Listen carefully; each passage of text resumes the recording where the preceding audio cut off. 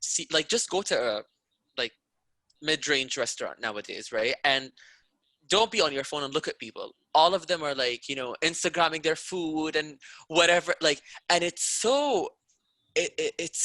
like Really so pisses weird. me off. And that was It me, like when I was takes not on social media, when we would go to a restaurant, right? Whenever we would have a high school reunion or something, someone would be like, don't eat the food yet.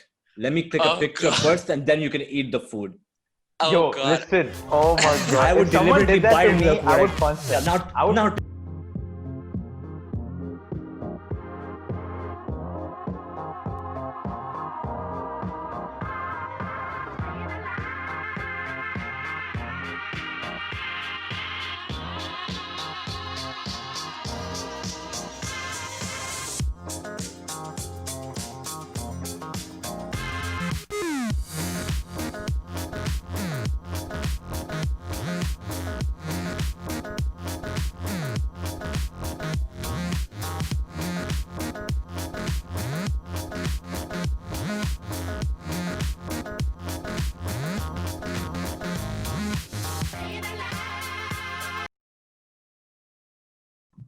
We are recording. Okay, hi everyone. Welcome to another episode of the Stayin Alive podcast. Today I'm joined by two of the most intellectual people I'd say I know. We have with us a person who likes subverting expectations, Mr. Faiz. Faiz, say hi. Salam Not alaikum. saying anything. Oh, alaikum Expectations subverted. And then we have a quarantine expert with us, someone who has been self-isolating himself even before the pandemic. Mohammed, say hi. Hi, how are you guys? Okay, so the topic for today's episode is going to be not really a review, but more of a discussion about social media. Recently, Netflix released a documentary called The Social Dilemma, and it's taken the whole world by storm. And a lot of people are reassessing their relationship with the virtual space. So I thought it would seem like something interesting to talk about.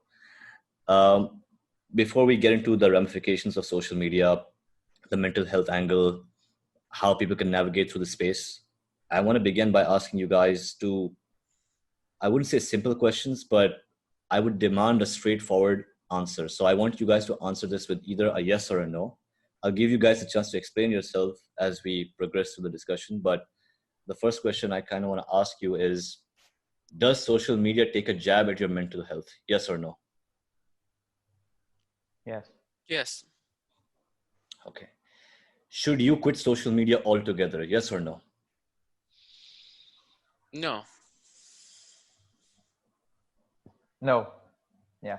I feel like the pregnant pauses that existed between your responses tells me that there's like this asterisk and you want to explain yourself. Yeah. And I'm with the both of you. I think, yes, it does take a jab at your mental health, and no, you shouldn't quit it. So the three of us unanimously have the same answers, right? But I guess we might have different explanations, which we'll get to.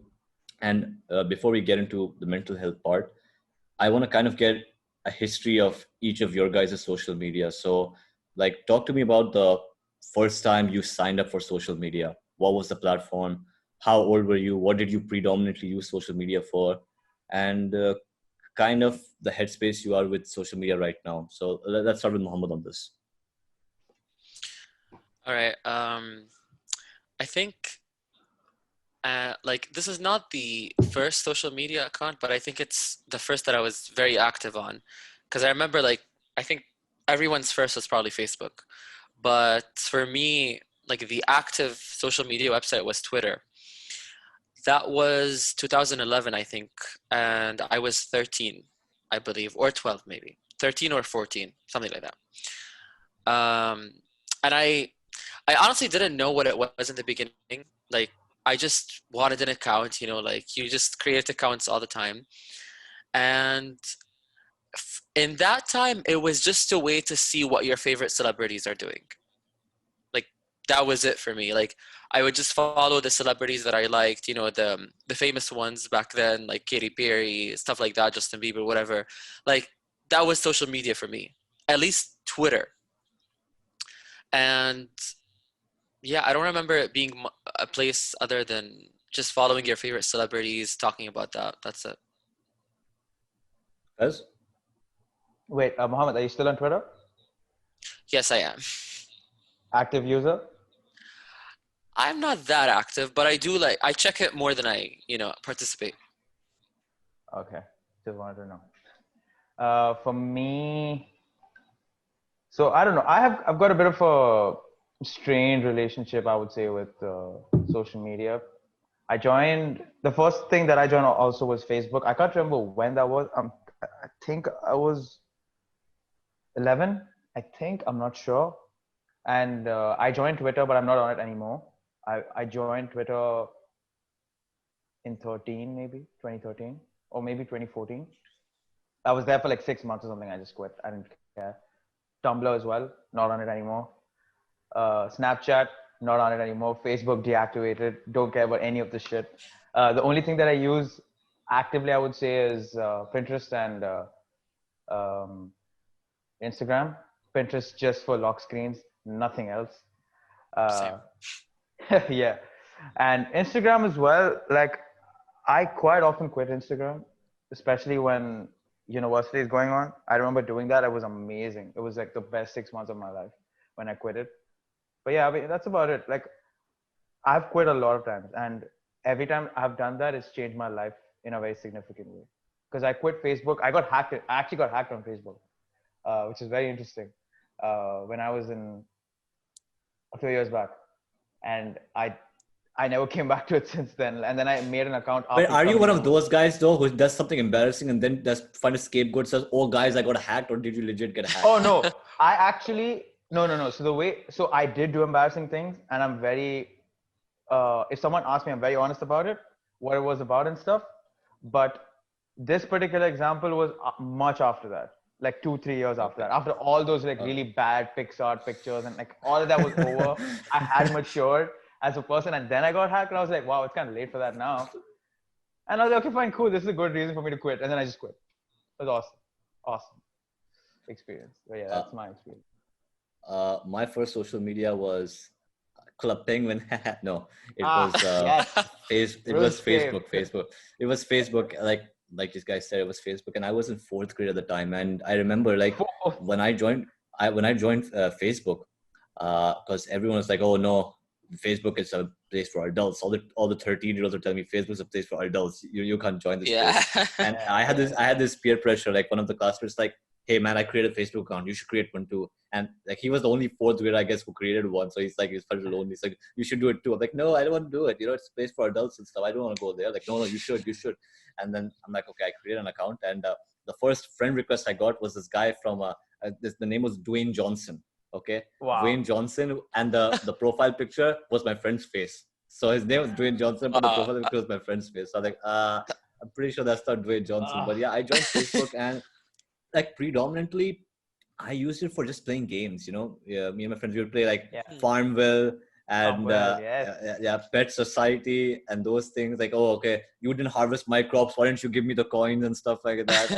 And there are these. In the first initial phases of Facebook, there's something called bumpers. You have stickers and stuff. And like there have been so many changes, and this kind of reveals how old I am. Which I'm like such a boomer at this point. So it's like you have all those stickers, and it was kind of like it was a very stripped down version of the platform in the sense that people really were just communicating. So I joined Mhm. Facebook then, and I didn't really like any of the social media platforms even as I got into like the later years of high school.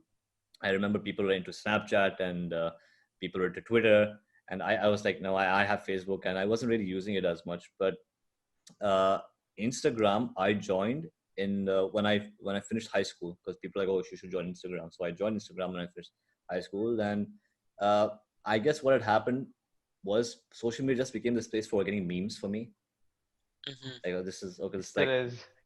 yeah, no, like, yeah, but a lot of things have changed. So it's just like this place to get memes, and as we progress, I was never into Snapchat. The only reason, like, my sister was like, hey, you should have Snapchat, because she was very active on Snapchat, and said, no, I don't need Snapchat. And yeah, I was on social media, like predominantly Facebook and then Instagram. And then there are a lot of stories to tell, basically, because of, you already mentioned about the whole quitting thing. And that's one of the questions that we're going to have a lot of fun with. Did you ever consider quitting social media, and why? So predominantly Facebook and Instagram for me. So that's our history. And do you guys have any particular social media that you prefer? Yeah, I do prefer Twitter. I mean, I use everything almost, like Instagram, Snapchat. What are the other ones? Pinterest, as you said, for LinkedIn. lock screens. LinkedIn. Okay, no.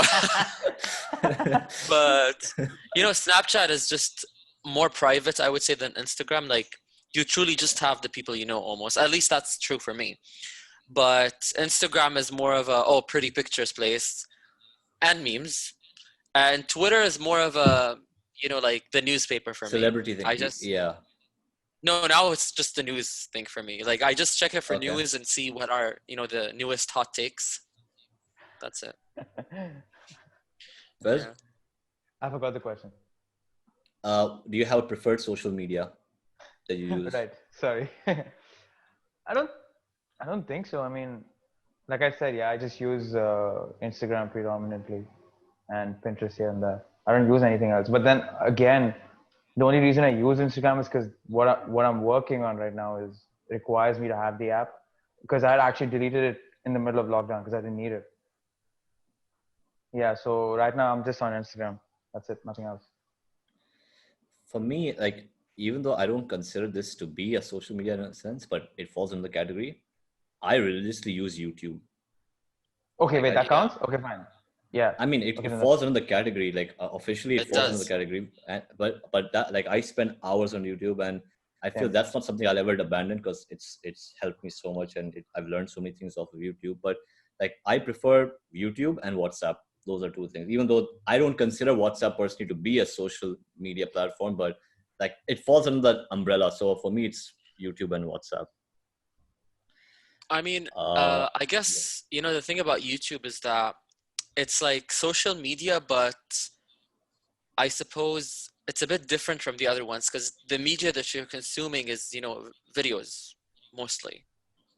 Like, you Same. might read comments every now and then. I'm very guilty of reading comments. Like, Same. I'm almost always reading the comments. But I think it does fall under social media. It's just maybe like you're not really interacting with people you know personally a lot, Yeah. you know? Wait, Okay. if you think about it, then uh, YouTube is pretty much like Instagram. Right? I don't know about you, but I don't comment on anything on Instagram. So technically, it is still a one-way conversation because you're just consuming what they're putting up, and YouTube is pretty Exactly. much the same. So I guess in that way, YouTube is pretty much a social media platform. So yeah. Okay. Now we get to a little more serious stuff, Okay. right?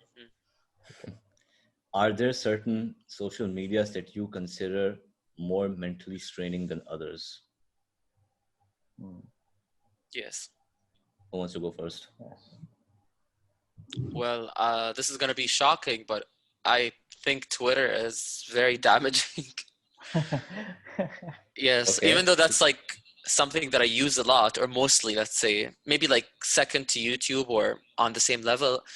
I think, like, when I compare Twitter to the first days that people used to use it, it Yeah. has become such a toxic place. And not just because, it's more famous now, but even the purpose of Twitter has changed. Like before it was like, oh, let me check out what my favorite celebrities saying. Let me meet some strangers online and, have a buddy or whatever. But now it's more like it's very political. You know, it's very political. There's a lot of propaganda accounts, and that's not fun.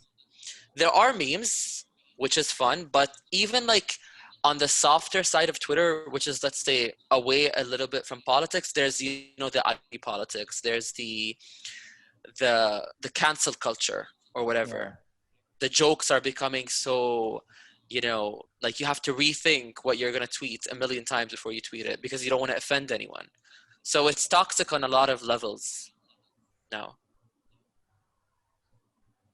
Mohammed? Faiz? Uh, I feel all of them are like toxic to a certain degree. It just depends on how you use them, and uh, I suppose the amount of people that are on it. I guess that also affects, how toxic it becomes. So I used to find Facebook at one point in time really damaging, just because of how people were on it. But then now I feel Instagram has exactly the same pitfalls and Facebook doesn't. But then if you were to think about it, with Facebook is damaging, very toxic. If you think about Cambridge Analytica, I mean, they changed like a whole country's whole trajectory. If you think so, and the same applied for Snapchat. I used to find Snapchat very damaging because not, I wouldn't say damaging, but I used to find it very annoying.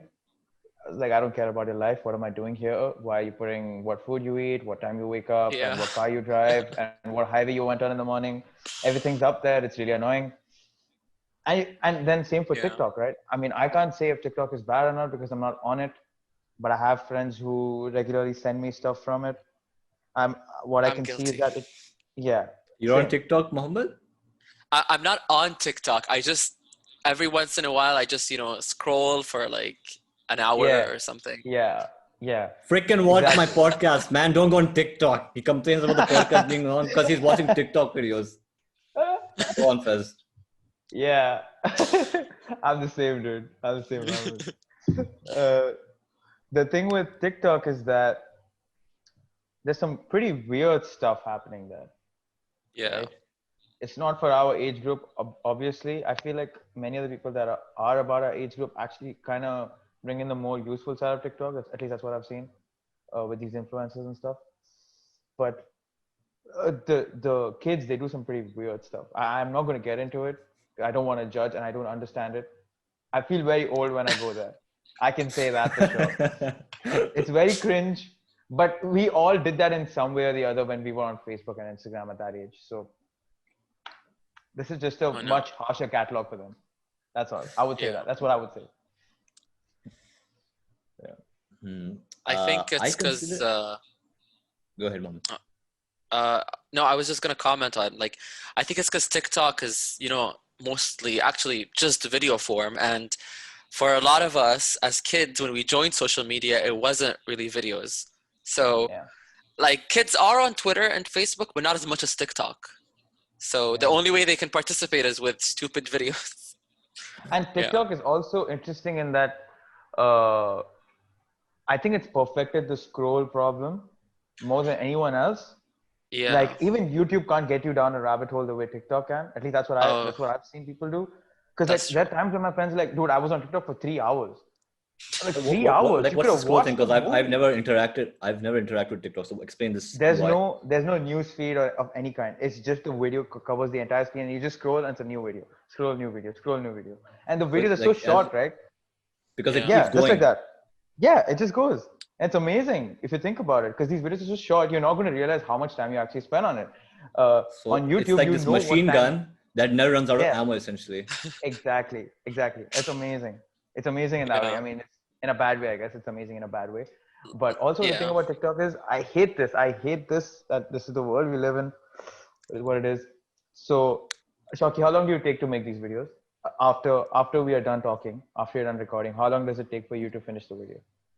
Like as an edit and everything. Yeah, edit, Uh, description, thumbnail, all that. it takes like 3 hours, I guess. 3 hours. Yeah, okay. 3 hours it takes for you to get through a video. Okay, a TikTok video could be made in 5 seconds, and it's content, and it will be seen by, I don't even know, like 50,000 people, even if you don't have a single follower. TikTok's amazing in that way, and it baffles me. You can make content with such little effort. Do not come on this podcast as a guest and attack me, okay? I work very hard on these I'm not things. attacking you at all. I'm I not know, attacking I you at know. all. Not at all. So it's just that Next, anyone next can thing, do the it, and Stay just like Alive podcast on TikTok. 5 seconds, we resolve the length it's problem, and now we're it's so famous. So, yeah. democratic. It should have been freeing, but instead it's just a place for mediocrity, I guess. You By the way, know, it takes 3 hours to just edit everything because I have to rewatch the entire episode and write the timestamp. So, Yeah, in addition to the length of the exactly. episode, 3 hours. Yeah, go ahead, So Mohammed. even more. That's amazing. Exactly. That's what I'm saying. I think TikTok perfected it because in a way, a lot of the videos that are like seemingly unrelated to the one before, they are actually based on, recommendations. So Right. what they think you like, and a lot of the times they get it right, and you know, when you get that dopamine rush and you've just seen a video Yeah. you like, you're like, okay, next, like I want to see Next. more stuff that I like, and Yeah. you just don't notice. Right. What do you like on Exactly. TikTok, Mohammed? Well, look, I don't have a lot of things that I like, but most of the things that I like are, you know, those like nature videos and the Okay. Nature. There are cats. nature videos on Okay. TikTok? Yeah. You might, if you're on TikTok, you might have never seen it because that's just not what you like, you know?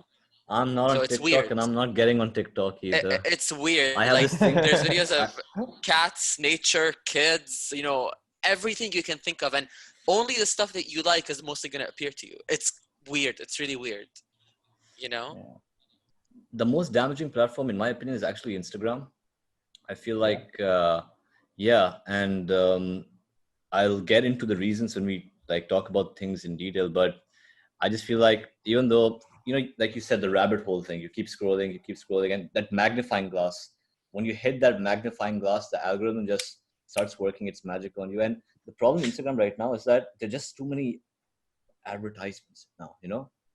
It's Yeah. just like it's flooding your feed, and I tried decluttering it, and then it was compensating with that. But yeah, I think it's Instagram personally. I've not been on TikTok, and you know, if I know 2020 has a lot of like unexpected things, but I will not go on TikTok in 2020. The last thing that's gonna happen is you'll find me on if you find me on TikTok or on Tinder, right? The world's ending basically. If you find me on any platform. Wait, let me be frank. Let me be very clear. I do not think TikTok is the most damaging platform.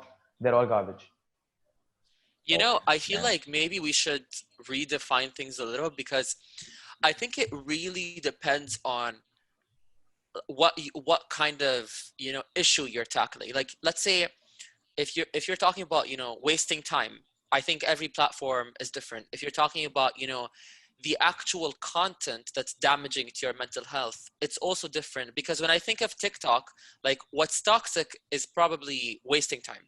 When I think of Twitter, what's toxic is probably, you know, the amount of animosity and the politics and all that, you know, Yeah. propaganda and Very shenanigans. When I true. think of Instagram, like for a different person, it might be, you know, just being envious of people or just seeing people have a good time and you just feel like crap. So I think for each one of them, there are different, you know, let's say aspects of what could be damaging about them. Like just saying some platform is toxic doesn't really say much because I wouldn't really say, you know, TikTok is damaging to me in terms of content. Like, oh, I see the content and I feel like crap. It's not. But Twitter, yes, and Instagram is a different story. Like, if you're not very, you know, personal, like your use is not very personal, it's just very random, you might not feel anything. Like Instagram Yeah. is that to me. It doesn't really affect me because I don't really use it that often. I just upload a picture and that's it. I leave Wait, or let me ask you. watch memes. So, you both watch Social Dilemma, right? Yes. Okay. So when I watched Social Dilemma, I got this impression that these social media tech giants are like these behemoths, and you're like this little like element in it, and there's this massive storm that is gonna like blow you away no matter what you do. But Yeah. would you guys agree that at the end of the day, the way okay, not the way it damages you, but uh, the problems that social media has at the end of the day still depends on you and how you use it, or is it just the social media that are to blame? No, here's the I thing. think Social media is a tool, right? And when we're talking about this toxicity right now, right? And I guess you guys, I'll paraphrase it, was you guys were saying the same thing, which is that it's not that one particular platform is worse than the other. It's just Yeah. that the people at one particular platform are more dark than the people at other particular platform. You know, that it brings out the darkness of some people. The platform is fine. There's nothing wrong with any platform, Mhm, to be honest. It's just that the Yeah. people, the way we interact with the platform, that's what makes it kind of mentally draining. mhm, Yeah. mhm. Yeah. I do believe that. Like, I think there are some things that are, you know, fishy and shady, like the TikTok thing and how they, in the social dilemma, like they showed that they even calculate how much time you spent watching a video. and That like was so that data scary. is Yeah, that relevant was to so them, scary. Yeah. so I think to a certain extent, yes, they are shady, there are some problems, but like let's take Twitter for example. Twitter is not like Instagram, it's not like Facebook, it's not like TikTok. You truly just get like your timeline is what you want to see, you know like Right. there is the option of getting tweets that are tailored to your recommendations, to your likes, but you could also just look at the timeline as it is. Like, this is the latest thing, this is who you're following, that's it, nothing else. So in that sense, I would say it just depends on who you're following, you know Yeah. it maybe Yeah. the trends is a bit different because it is kind of tailored towards you, but in terms of your actual feed, it's completely what you want it to be, as opposed to Instagram, which I hate this feature about it, but like it's not chronological anymore, and Oh, that's why it's addicting, because every time you open it something new shows up, like if it That's was what they the show other in the way. documentary too, right? To grab the guy's attention, they're like, let's throw in this there, or let's throw in that there. Yeah. It's kind of accurate. Like on Twitter, if you refresh the feed and no one tweeted anything, you're not going to get something new. It's just going to look the same. So right. you're probably not going to be as addicted, unless you start stalking people. So, yeah. Okay. I don't mean it I that saw way. that, Shawki. I I don't saw mean it No. that way. Sure. Listen, no toxic masculinity, no Like, look, judging in this. I This is a sometimes safe stalk Trump. space. So. This is a safe space, man. Safe space. So Okay. true. Now, you guys have already kind of answered this. But my question was, have you ever considered deactivating your social media? But I want to get into detail now. Why did you consider deactivating? How long? Tell me the story. Who's that? You start. Okay. So when I first joined Facebook, the way I used to use it, I remember, was for two things. One was to look cool. So that was by putting really embarrassing profile pictures very regularly. And the second one was to tweet about my favorite football team. That's it. I don't remember Which talking which about anything was else. which was which was Barcelona. Rest in peace. Okay. So, yeah. I don't remember using it for anything else. And the third thing and the main thing was I wouldn't say socially awkward, but I did struggle to talk to different people that were outside of my circle. Um, so this was my outlet. So I just wanted as many friends as possible. Like, it was just a number that I wanted to see grow, right? This is something that a lot of people talk about, that like counter, and how that affects your mental health. I was very much a victim of that, especially early on. I wanted like a lot of friends. I wanted like 1,000 friends or 2,000 friends or whatever. I never hit that mark, alhamdulillah. But I used to talk to so many people. I used to message so many people, and I had such comfortable conversations there. But I could never speak to them in real life, even if I wanted to. And as and luckily, I realized that after a certain point. I think in like a year or two, I realized, okay, this is a problem. So I just took a U-turn completely, and I just stopped messaging everyone, stopped putting profile pictures, all of it. And then I got hacked, which was great. And then I had like another impetus to just quit, and then I just quit. I was so glad to be done with that. At the same time, I started putting Instagram, same thing. But the thing about Instagram at that point in time was, whatever I used to see, everyone was kids, man. Like, everyone I used to follow was Yeah. children. There was nothing to see. It was Yeah. only Plus, when there I was came no to marketing university. at that time. I guess there was no No, marketing or yeah. ads or anything. It was very simple. Yeah. It was very simple to use. And of course, like you said, there was a chronological feed, which I really appreciate. YouTube stopped doing that also, in a way, unless you go to that tab, like I'm going to do that. And in a similar way, at that point in time, Muhammad brought this up, right, where you don't want to see what people are doing, and it just sort of affects you because your life is kind of boring or sad in a way.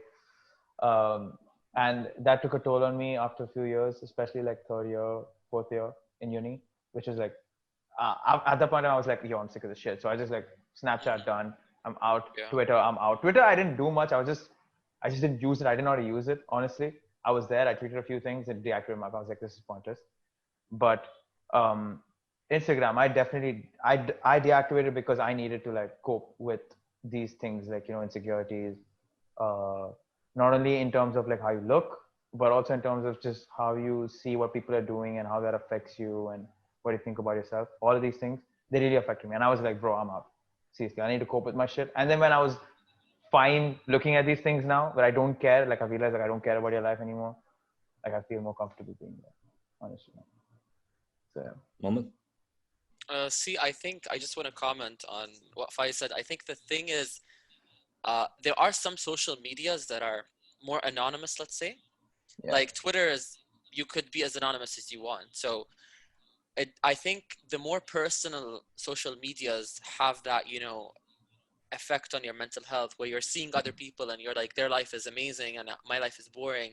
You don't really have that with platforms like Twitter, because you could literally just be following strangers and strangers following you, and you could be famous. Like, you could have a lot of followers and you wouldn't really have that in mind, because it's not really oh, like I just had coffee, or I just had, whatever, as opposed to Instagram or Snapchat or even Facebook, where it has that personal element. Like, these are people that you mostly are going to know. Like, I personally, when it came to Facebook, I never got, you know I never, my emotions towards it never got, you know to the left or right of neutral, because I didn't really have a lot of people that I added as friends.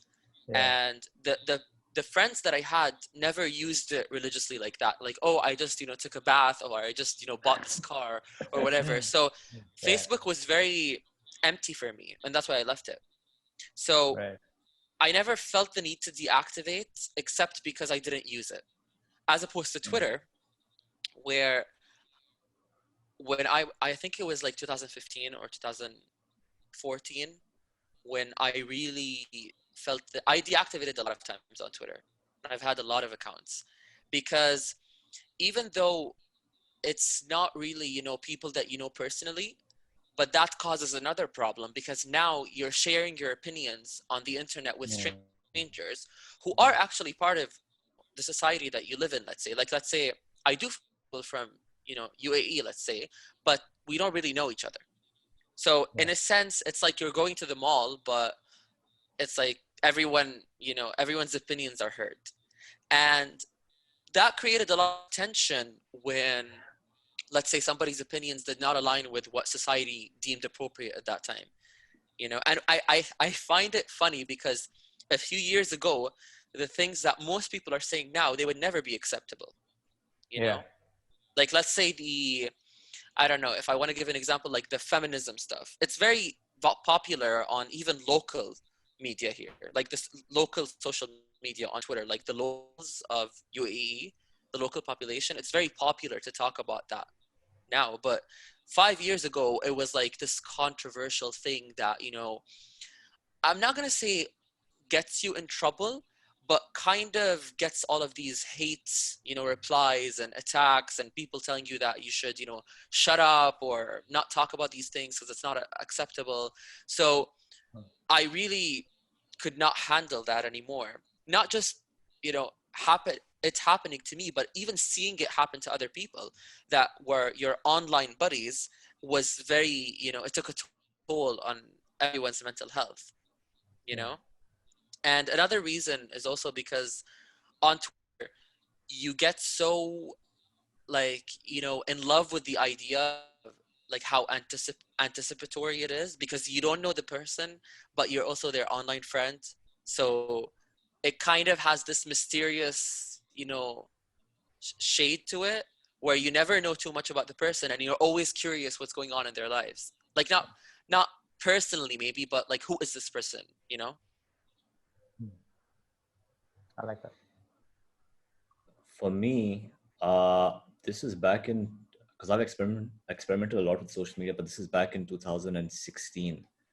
Was not really the best time for me, and I was going through a lot of stuff at that time. And what had happened is a lot of things that you guys hit on, which is you kind of see where other people are in life, and then you kind of compare yourself, and you're like, okay, maybe you're not where you want to be, and I wasn't Yeah. where I wanted to be, and it was taking a toll on me. And even though I wasn't as much as like there was no ads or anything. It was not like my feed was like with a lot of people, because I have this rule of thumb, and I still do it today. I only add people I know on social media, or at least people who I've had some form of conversation with in person, unless and until like I kind of want to add this person. Like very, very rarely do I add someone I don't know in person or have not interacted with. So I was, not in the best headspace at the time in 2016. And I told myself that what Mohammed was talking about, right? I don't consider myself to be someone who's envious, but I feel like I am still human at the end of the day. And if I continue, if something is going, if things are not going right in your life, and if you start seeing posts like that, eventually that dissatisfaction will turn into anger, which will turn into envy then. Yep. And I wanted to stop that chain. So what I decided to do is I did not deactivate, but I deleted the mobile applications for both Instagram and Facebook from my phone.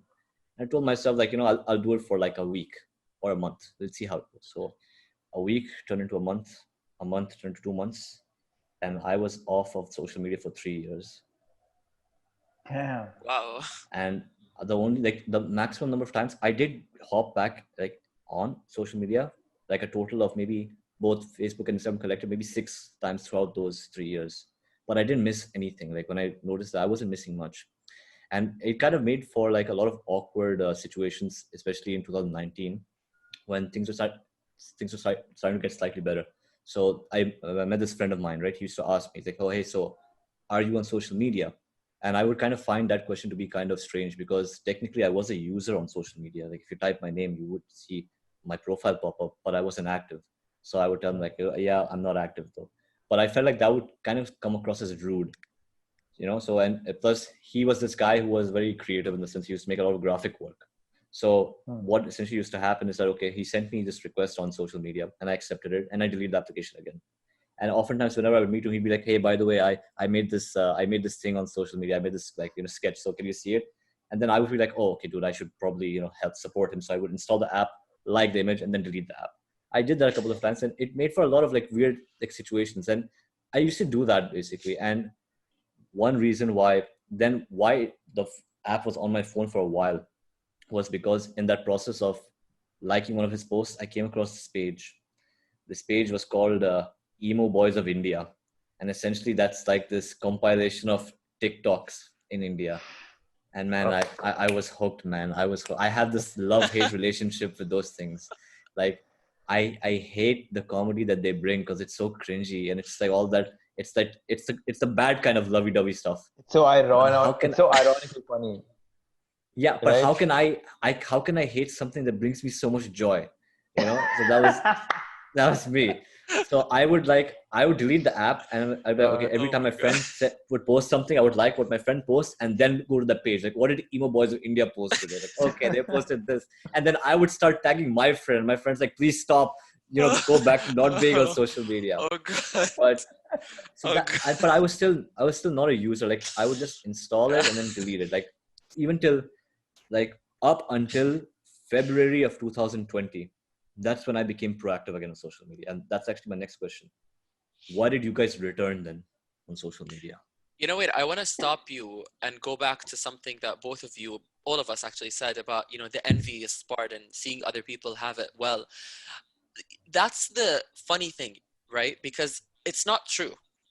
Like I know for a fact that a lot of these people, like their lives seem like they're amazing, but it's just that 5-second, Instagram story clip or whatever. Okay. And it's so incredibly, misleading because I often, see, like just go to a like mid-range restaurant nowadays, right? And don't be on your phone and look at people. All of them are like, Instagramming their food and whatever, like, and it's so, it's like so really pisses weird. me off. And that was me, like when I was not on social media, when we would go to a restaurant, right? Whenever we would have a high school reunion or something, someone would be like, don't eat the food yet.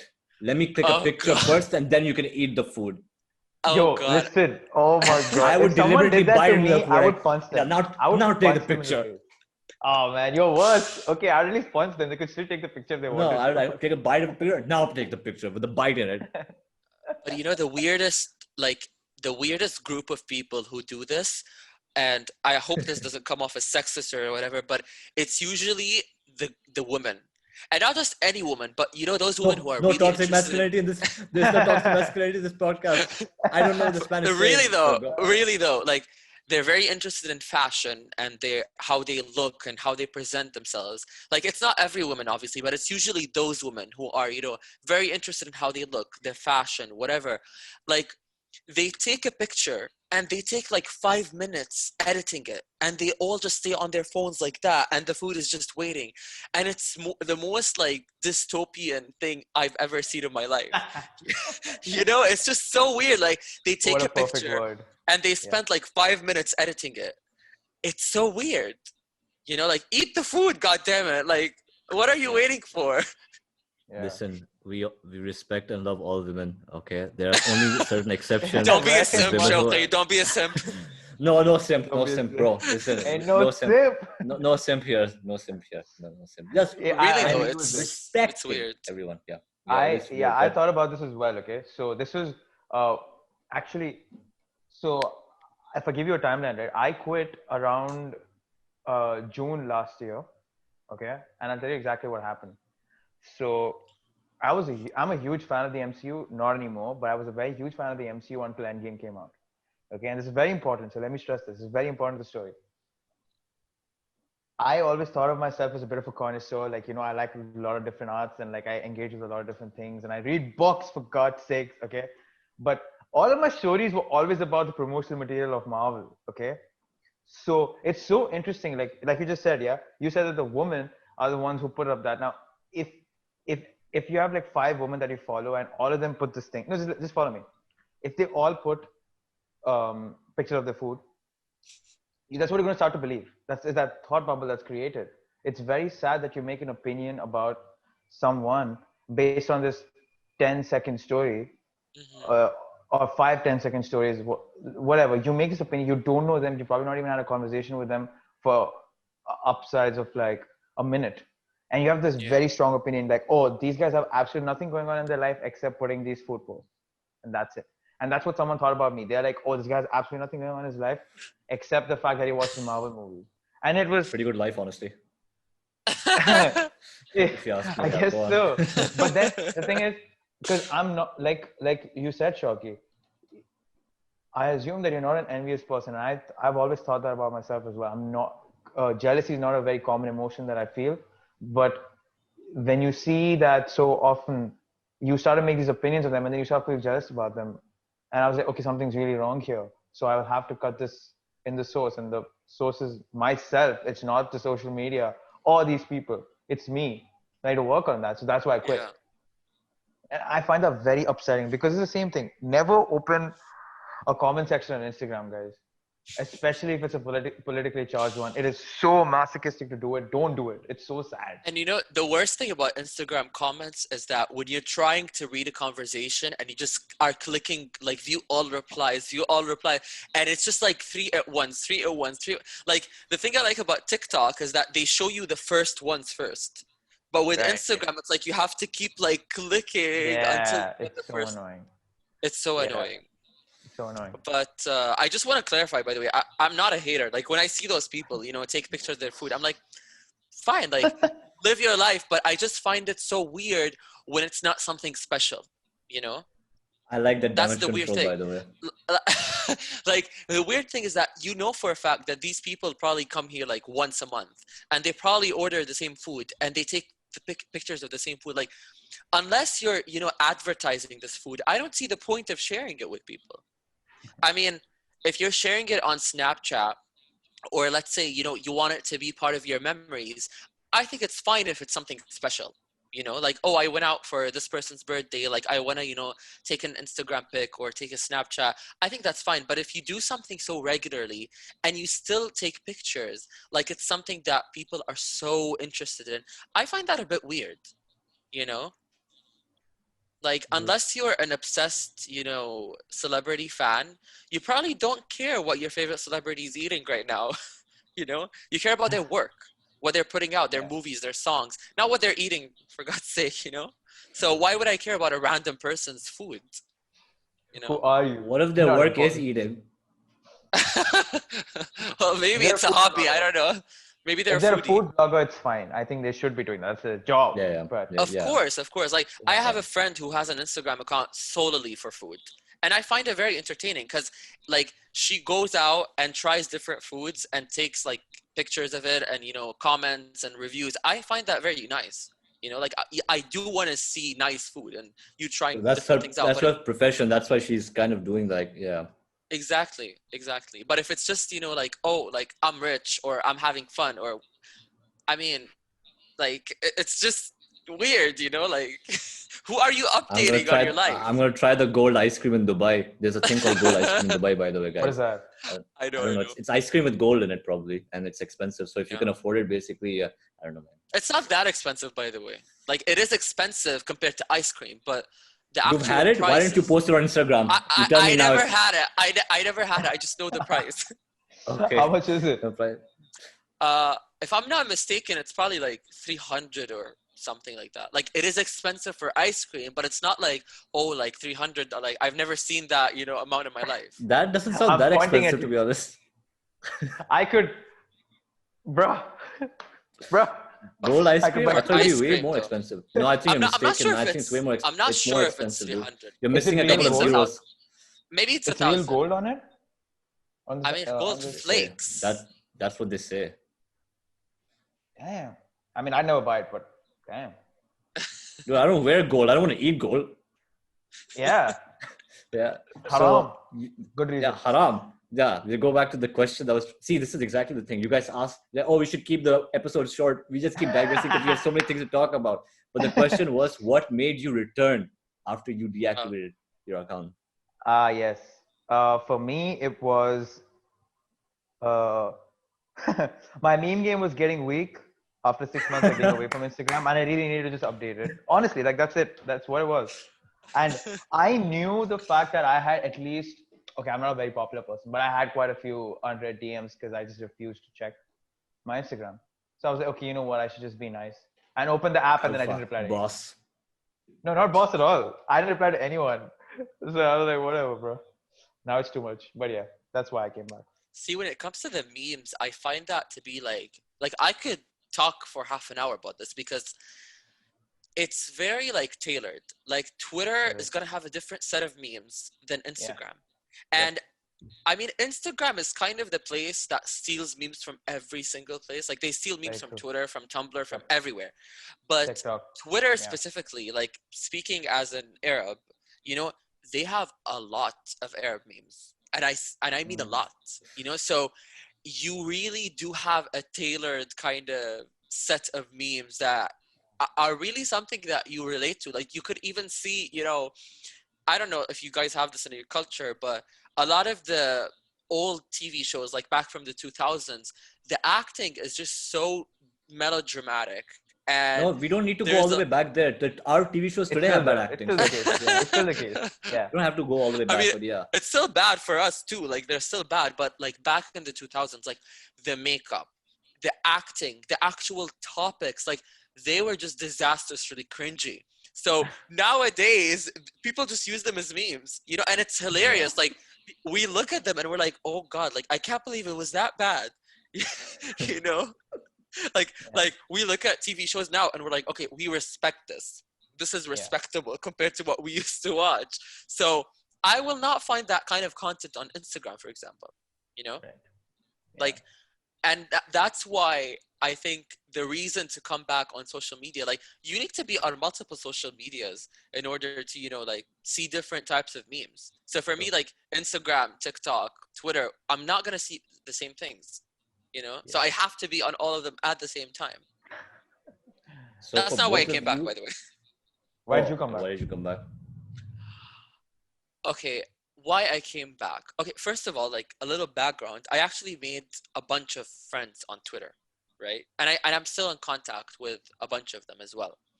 Maybe not all of them, but I'd say a good amount of them. Like the only reason why we're not in touch is because they're not in the country right now. But one of the reasons why I came back to Twitter was, I think after seeing how informed I became, and not necessarily educated, just informed on, let's say, the cultural scene. Like, what are people talking about? What are the political, like, realities, the nuances, let's say, you know, the philosophies, all of those things. I think a part of me felt like if I don't go back on there, I'm gonna miss out, you know? And Yeah. it's not just in the sense that, oh, like your life is gonna be impacted. No, I don't mean it in that way. I just mean in the sense that if you take a break from it and you come back, you truly will be lost somehow. And that is me right now, by the way. Like, even though I am back on Twitter, but I'm not proactive on it like before. Like I Mm. don't tweet every 2 seconds like I used to back in the day. So that cultural scene, whatever, advances happened in it, whatever drama, whatever, progress happened, I didn't witness that. So when I came back, I kind of was late to the party, let's say, and I'm glad that I was late to the party, because I don't find myself feeling the need to participate, because I see stuff and I'm like, okay, I don't know what they're talking about, I don't really care, you know Yeah. but that was like a small reason. But the second reason is probably because of the politics, and the news, Yeah. because I don't know. I mean, you can read news articles on websites, but I don't know why I find Twitter to be much more, informing, misleading as well, misinforming and misleading, but also informing. Like, you just get a lot of different sources. And I mean, I'm not a conspiracy theorist, and I will admit that I enjoy them. So on Twitter, it's not really, there are no citations, Yes. so you get a lot of like different perspectives on one story, and even though that's not the best thing, but I do like the mystery, I do like being curious about things, you know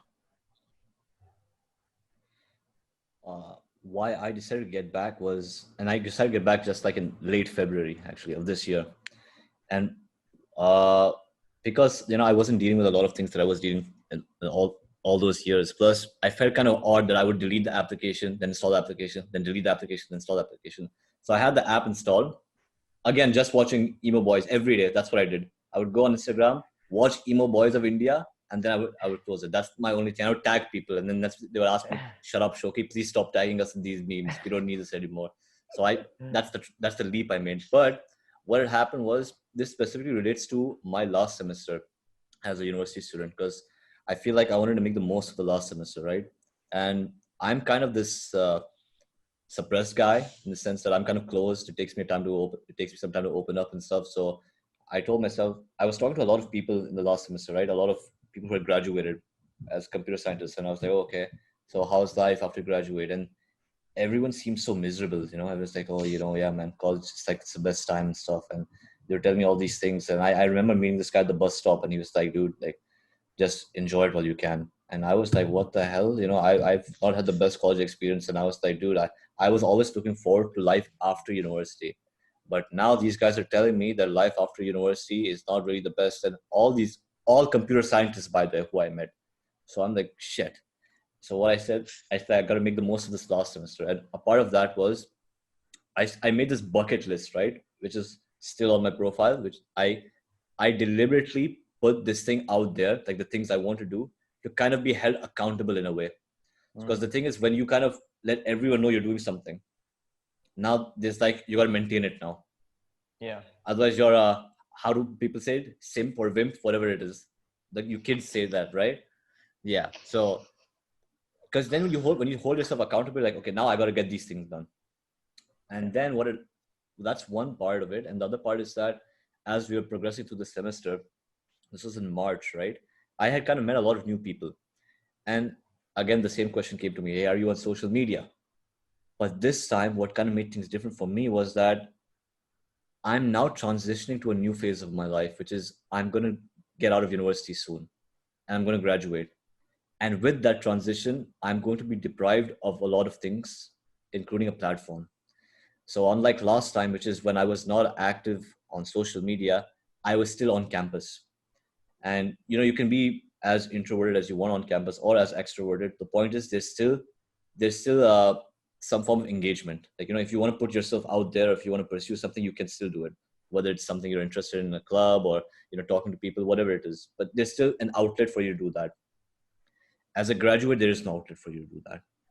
And also I realized that when people ask me that question, are you on social media? If I said yes, there's now a huge disconnect with the person who I am right now and the person who I was 3 years ago when I was active. So there was this large gap in the posts, like the last post I had back then.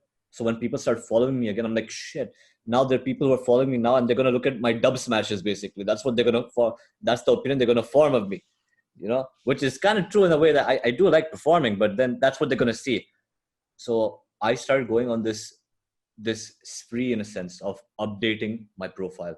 I got to put it like when I was off of social media, I had a lot of things I did, right? So now I start posting old things to kind of like, oh no, I'm not as weird as you guys think I am. This is who I am right now. But so that's one reason. Other reason is that I feel like because when you get out of university and you don't have the platform anymore, I hate that this is true, and maybe this is not true, but on social media, essentially you are selling yourself.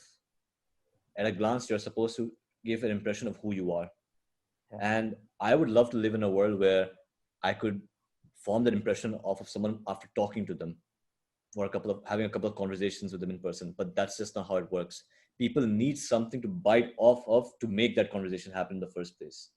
Right. And if I'm not going to a class with you, or if I'm not seeing you on a day-to-day basis, you and I are not going to talk. And there's no such outlet like that once you graduate. That's why I decided to come back on social media. I have a funny story for you guys. So doesn't involve me, right? No, but it does involve impressions. Okay. I remember there was this girl on Twitter. I think she was like, she still is. I mean, she was like into philosophy and science and stuff and tweeting opinions a lot, controversial sometimes, but not too much. And I think she was a bit more of a conservative than me. And I remember like I was, very judgmental towards her. And I think at one point I blocked her. All right. And I didn't even know who this person was, right? Like I just saw some tweets. I got annoyed by it. I'm like, okay, I don't want to see this on my timeline. Block. And I remember maybe on a different account, we followed each other for some reason. And she was like, oh, like you blocked me once. And I'm like, did I? Like, I don't remember that. And she was like, yeah, you didn't like my opinions or something. Funny thing is, she ended up working at AUS as a lab instructor. I mean, we became friends before that, by the way. Like, that's the weird thing, right? Like, in the beginning, I thought, okay, this person, I want to block them. I don't want to see them on my timeline. And then we ended up being friends. So really that's pretty the type weird. Of people AUS is hiring, by the way. So that's pretty weird, right? Like, yeah. How does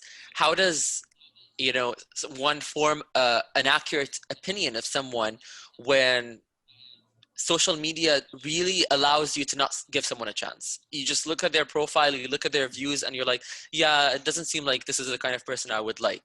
And you just block them or you just remove them from your timeline. But wouldn't you say that the things that are being posted are being posted by the person? It's not like they're randomly being uploaded. So like, how is that misleading in that sense? No, I don't mean it's misleading, but in a way, a person is more than just, the opinion that they just shared with you, Like, let's say I don't know you at all. And I see you on social media posting very strongly about an opinion, and I really disagree with it. Well, I don't know you, so I would have no trouble dehumanizing you and turning you into, an icon that I just block or bully, But if I knew you as a person and we disagreed on something, and we both will probably be more civil about it, right?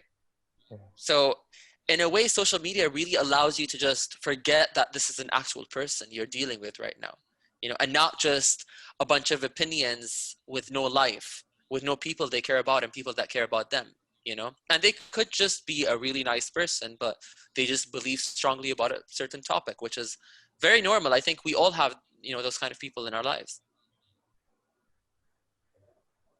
Can I move on or something? Okay. So I hate, this thing you're talking about. I really hate that, because if you were to find a controversial tweet or an opinion or something about a person, it's so sad and it's so reductive that you could read an opinion that you disagree with wholeheartedly, and you may be right or wrong. It doesn't matter. But Yeah. what would end up happening is that you are now going to form an opinion not only about the person, but possibly the community they're from, the people that they interact with, even the country. It's very possible, right? For me, for True. example, I don't like that this is happening, but this is the case. If you follow a certain kind of pages, a certain kind of page, uh, and all of their posts are about the brutality that's happening in the US. So you're going to only believe that the US is in shambles, which it is. But that doesn't mean it's like an unsafe place to be entirely. And it's not like everyone supports Trump, and it's not like everyone's right wing affiliated. I don't want to get into Yeah. politics, but seeing those opinions in those comment sections when I find a BLM post, it's really, it really just changes how you see an entire country, and I find that it's so wild that that happens to me at least. Yeah, I just wanted to say that. You know, that's also for us, like outsiders. Yeah, The really messed up thing is that even amongst themselves, this is creating a divide, because those yeah, people who are living in the US, like, they truly believe that, okay, this is what the other side looks like. yeah, And, you know, this is their representative or something. Like, okay, I've seen a bunch of people who are right wing, and this is my opinion of them. That's it. I will never yeah, associate with one of them. I don't like them. This is who they are. And, yeah, like, disagree with right wing people or left wing people, whatever, but to so easily, you know, collectively judge people like that is very wrong. You know, yeah, it's very wrong.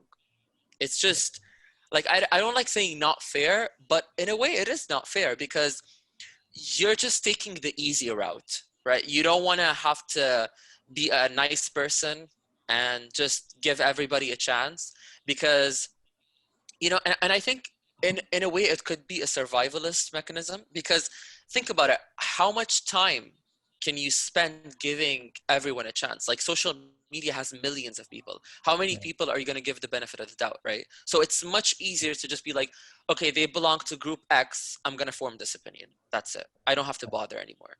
So i I do think it's wrong, but I also understand why people might opt for these, you know, quick and rash judgments, because, like, frankly, there's just isn't enough time in the world to assess every single person, you know.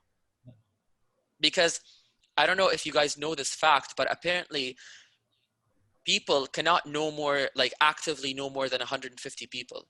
You know, like, you can't form very deep relationships with more than 150 people in your life. Your brain just cannot process it. So on social media, having 150 followers is really nothing. You could have like hundreds of thousands, if not millions. So how are you ever going to know who, you know, your followers are, and how are you ever going to explain yourself to all these people? yeah. Um, I was watching this video yesterday to kind of prepare for this discussion. It was a TED talk by Bailey Parnell. I don't know if you guys have seen this, but she talked about the concept of validation, highlight reels, and this idea of social currency.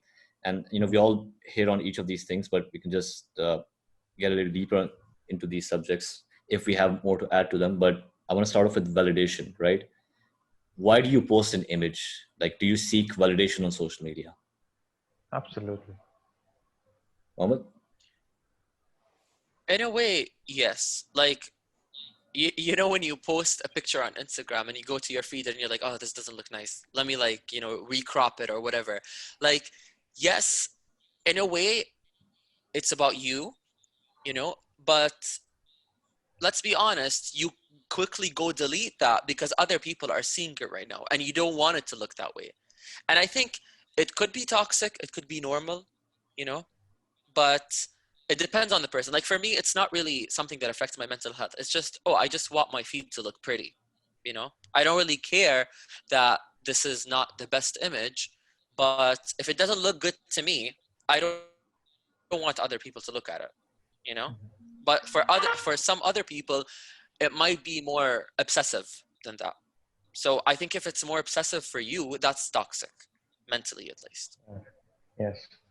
You mentioned this thing, Mohammed, where you're like, I post a picture and then I delete it, or I readjust or I re-edit it, right? Because the TED Talk, the person speaking, she mentions the exact same thing, which is, and again, it goes back to the whole concept of selling yourself, right? Where Yeah. It's like you put a post is like a product, right? And your profile is a shelf. So you put the product on the shelf and you then decide to take down the product because it's not selling, right? And Yeah. I agree Well, with Faiz also. When I would not, I'm not going to lie and say like, oh, I do it for myself. I do seek validation on social media, right? If you take a selfie, yeah. if you put a picture of yourself or anything, you're like, oh, okay, does this haircut look nice or does this shirt look good? You are seeking validation, and everyone loves being complimented on whether it's your physical appearance, your work, or anything. But you are seeking validation on social media. So I don't want to be a hypocrite and be like, no, I don't care about what people say on social I media. do agree, but I think you should distinguish between, like, for example, if you're posting and you decided to delete it when you saw that it didn't get interactions, then okay, you truly just care about people. But if you, let's say, posted it and 1 second later you change your mind because it didn't look good to you, like, yes, that does involve other people, but at the end of the day, it depends on what you think looks good, you know?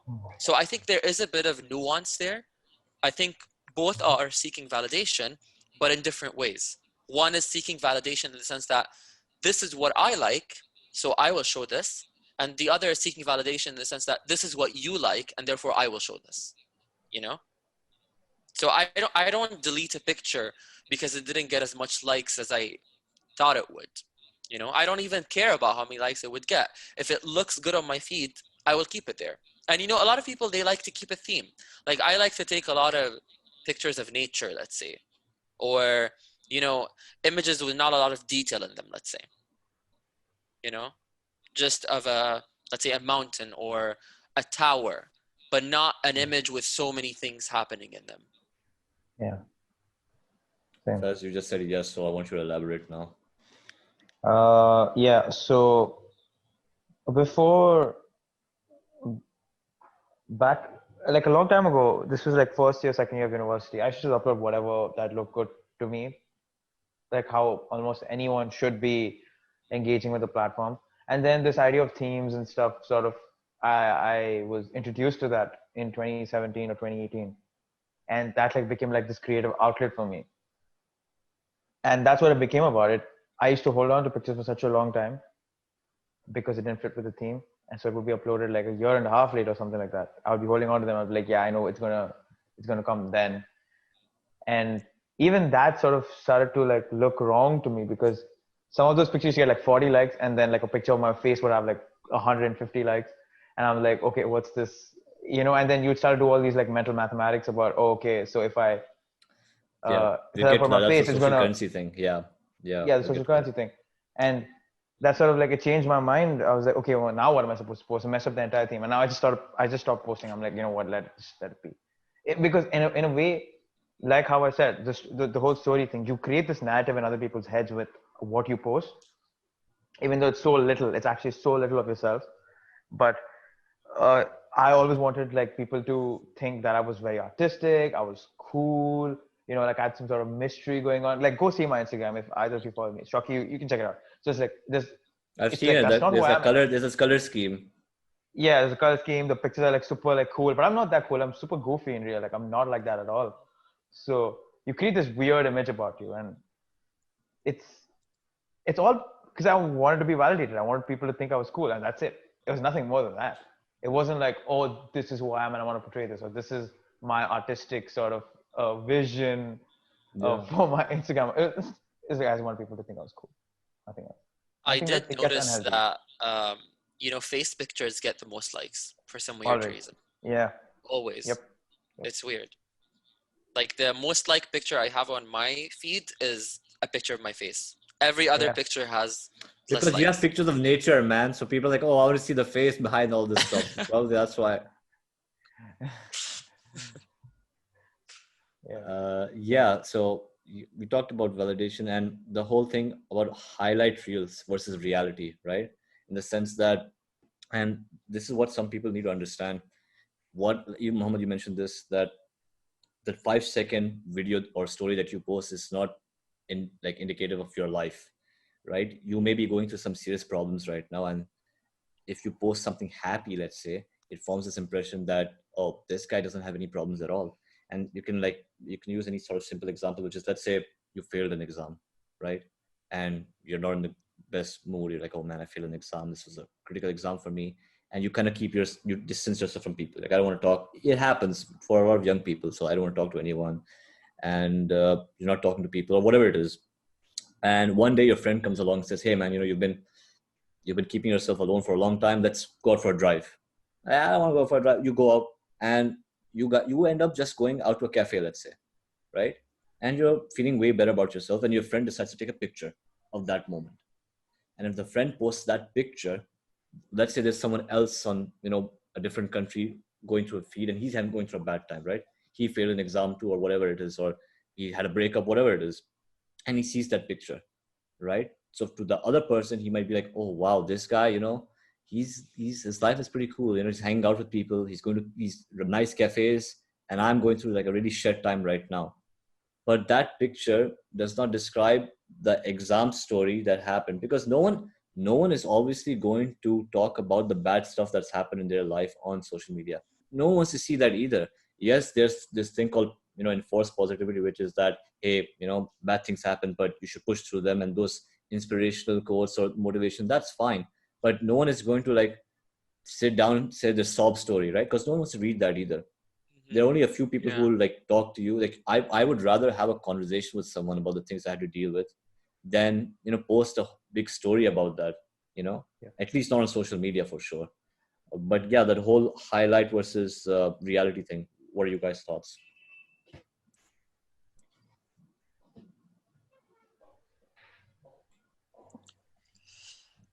I think we touched on this, earlier when I mentioned to you, like the people who would, spend most of their time on the phone when they're out for dinner, and they wouldn't even talk or interact. I think maybe personally, some people, they have a better grasp on this. Like, I don't really feel that way anymore when I see people having fun on my feed, because I know a lot of people who do these things and they go through a lot. So I don't really have that, picture that, oh, my life is horrible, their life is amazing. I don't really form that opinion anymore. But I definitely see where you're coming from. And depending on how you use these social medias, like Instagram, for example, depending on what you post, you might not really give it a picture about your life at all. Like, let's say you're a photographer. It really doesn't say anything about your life. It just says that you're interested in photography. But if you take, a lot of pictures of you traveling, of you going to expensive restaurants, of you going to hotels, of you buying cars, then that definitely does give the impression that, oh, your life is amazing, And depending on how far you go, even somebody who is aware that, a lot of these things are not true and they're not representative, even then they might be fooled, and they start judging you like, oh, he's like this rich person and he's having the best life and I'm not, even though that person might be aware of this phenomenon, So I think, as you said before, social media, it really is a tool, and it does depend on how you use it. And I think how you use it also speaks about you, because I personally, I don't really post that much, whether I'm going through a good time or a bad time. I don't really post that much. I just post pictures that I think are pretty, whether it's clouds or nature or whatever it is, I don't really post pictures of events that happened in my life. So even if I, let's say, became this rich person or whatever, I wouldn't want to share these things with people in my life, not in my life, like immediately, but if you're in my life, you would know that, right? So I don't need to share it with you. And if you're not in my circle, I mean, why would you know about it? Right? So it does. Yeah, why should you know about it if you're not even in my circle? Like, okay, if you call me and we spoke and you asked me, I would tell you. But I'm not gonna, put the effort in letting everyone know on my feed that, oh, by the way, I'm rich now, or by the way, I'm on a private jet, whatever. It doesn't really matter. So it does also speak about the persons themselves. When I see people post a lot of good things and, oh, my life is amazing, I start also analyzing and realizing that they probably don't have the best life, because they're obviously trying to overcompensate. Now, that's not for everyone, obviously, but for a lot of people, it does come from a place that, they're compensating for the lack of something in their lives. They're either not satisfied or they're always looking for more, and that speaks about them, not just the people who are judging them.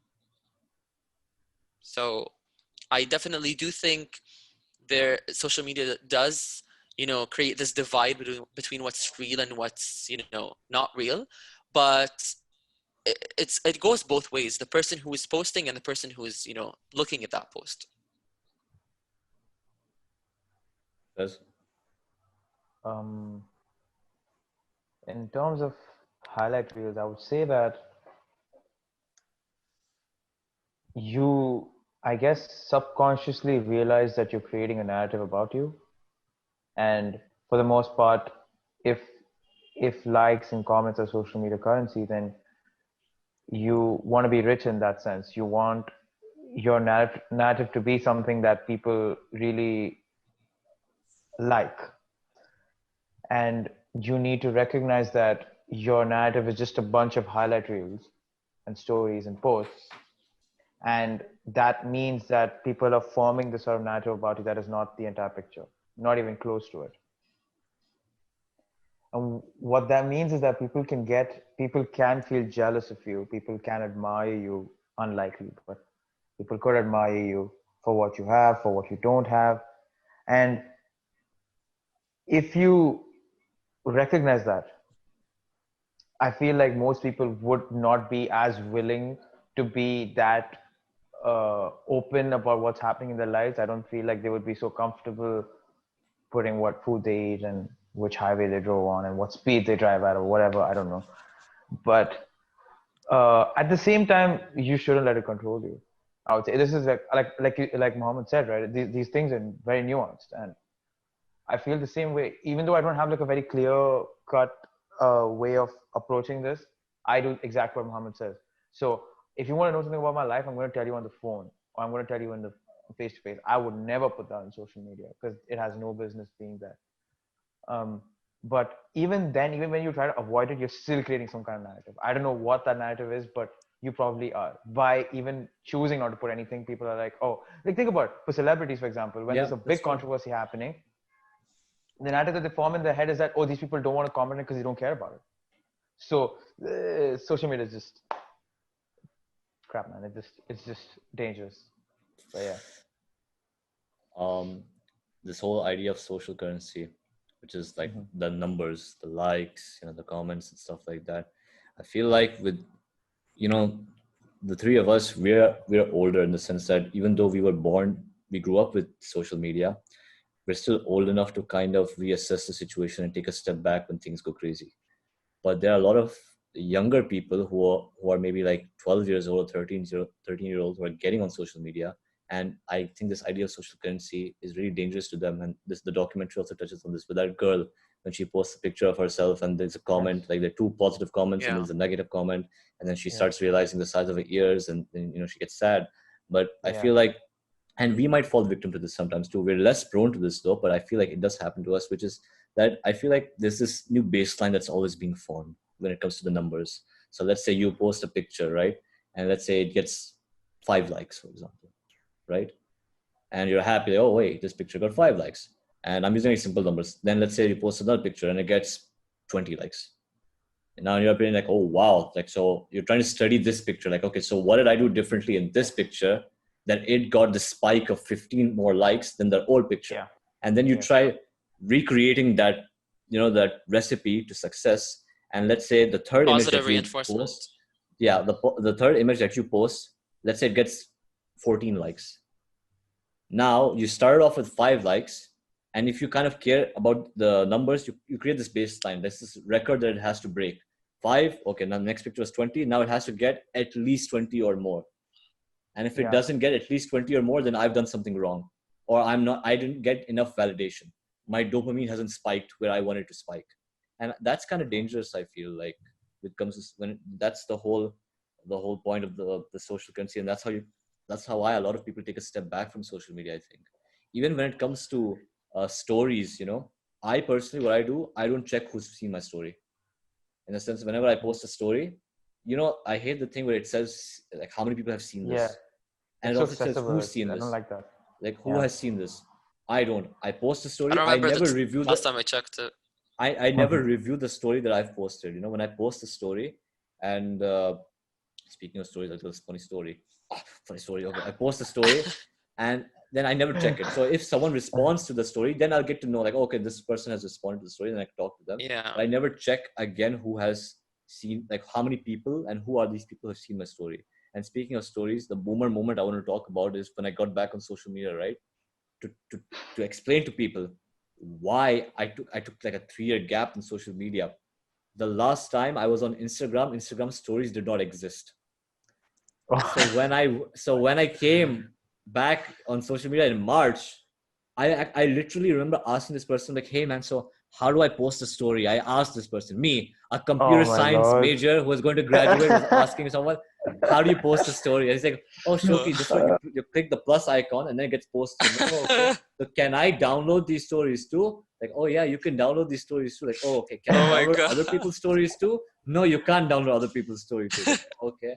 And other people, like, by the way, Shoki, when you watch someone's story, they know you've seen it. Like, really? Like, yeah. Like, oh, and so I was educating myself with stories, and then like, okay. But yeah, this whole the game of numbers, right? I guess that's the most damaging part of social media, numbers. See, I think there is a part that none of us would like to admit, like collectively as humanity, is that in a lot of ways, social media is just an extension of who we are as people. Because think about it, like that girl, the example of her big ears or whatever that she felt self-conscious about, that happens in real life anyway. And people Yeah. find ways to hide their scars and, you know, the things that hurt them, and other people point it out. But I think maybe the different thing about, let's say, real life is that the process is a bit more organic. So for you to come to love yourself, or love a feature that somebody pointed out and they made you feel bad about, yes, you might be able to hide it, but it's not like you can, you know, hide it so well. Because let's say that girl, right, like her ears are a part of her head. So you know, the only way she can hide it is if she wears a scarf or, you know, a big hat or something. So in a way, eventually she's going to have to learn how to live with it. But on social media, you can just as easily, you know, Photoshop that or Yeah. hide it or whatever, post whatever you want people to see. And even though it is toxic, but it's also an extension of, you know, people and just how people are in general. You know, people do point out things that are bad about you. Like, I've had that done to me in real life, and I quickly got over it.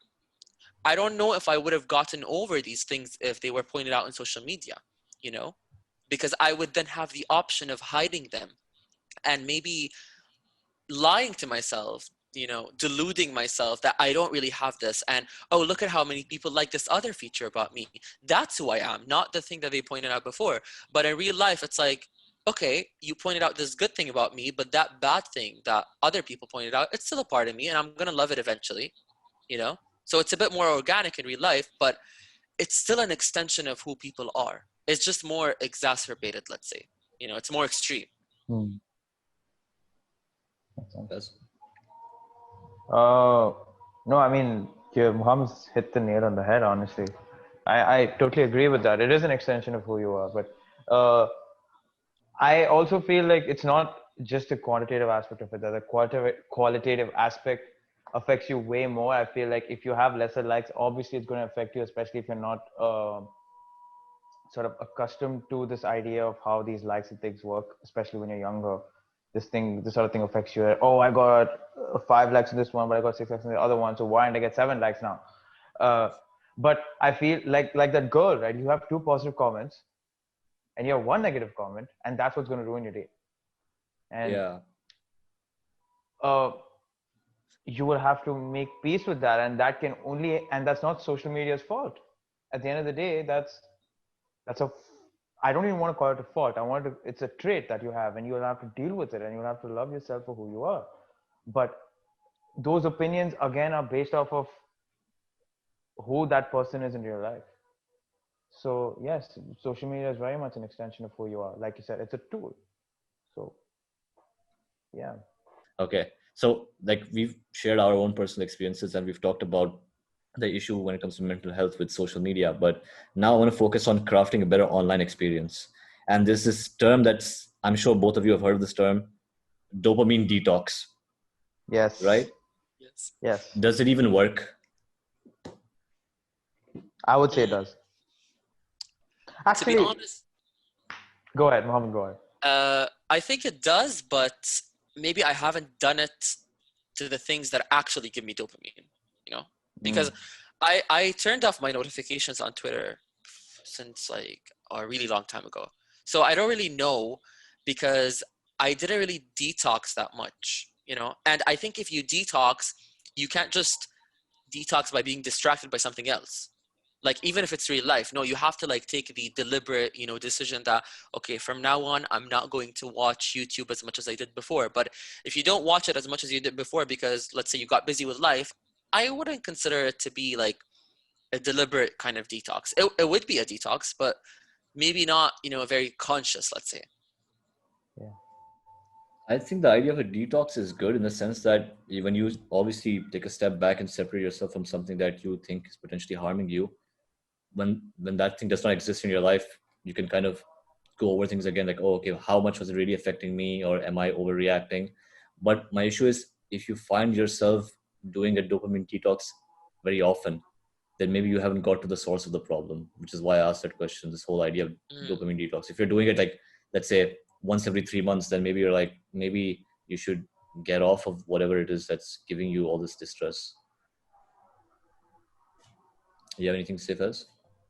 For a dopamine detox is quite, I would say, impossible almost at this point of time in life. And when I Yeah, mean life, I mean like where civilization is right now, yeah. because literally anything can give you dopamine. So to really, if you would really want a dopamine detox, you would have to go to the hills in like Tibet or something. There's no other way you're gonna get a dopamine detox because when I think of dopamine detox, I'm thinking, oh, I'll get off social media and then my problems are solved. But that's not true. I'll go on YouTube. Okay, I'll quit YouTube. Then fine, I'll start reading a book. Oh, I start reading a book. I'll start listening to music. All of these things give me dopamine. So what am I supposed to do then? There's Yeah, no and in the particular context thing. of social media, though, in the context of social media, If though, it's a yeah, social media detox, it does work, but it's always temporary because the problems that were there are not going away anytime soon. In fact, they're only going to be enhanced more by the algorithms and the people and the yeah. world. 2020, yeah, it's not going yeah. anywhere. That's another whole question. Yeah, See, but unless you deal with them, though, yeah, as you said, if you're doing it often, then you're not addressing the root of the problem. Right. And I think like you may you might not even have to do a dopamine detox if you're doing it right. You know, like I don't like to think of myself as the ideal situation, you know, but there are days that I never check TikTok, you know, and then there comes a day where like I spend maybe half an hour or a day on it just scrolling. So do I really need a dopamine detox if I just naturally don't use it that much, you know? Like I'm not over consuming it, so why would I even need to detox from it? But the thing is, I think if your life is balanced, you're good to go. You could use social media, you can do whatever you want. Like I think right now it's hard for a lot of us because we might not have a job, you know, but let's say you have a job 9 to 5. If you go on TikTok like once a day for an hour or like every 2 days for an hour, are you really over consuming it? I mean, you're spending, you know, 8 hours at work and you're being productive, let's say. So you might deserve that, you know, like you're not constantly being bombarded by dopamine from 9 to 5, so why not, you know, consume that for an hour? Why not?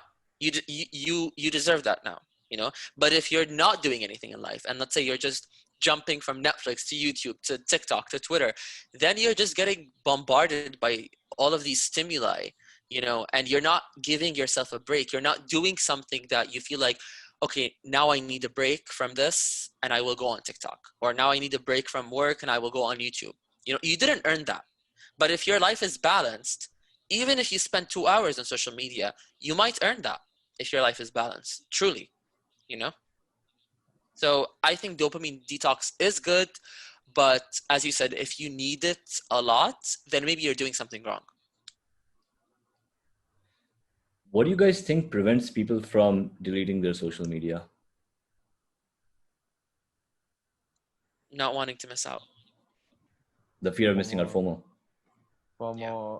Peer pressure, I guess, at a certain degree. Because I remember, one of the times I came back was simply because someone was just annoying me, and I came back to social media.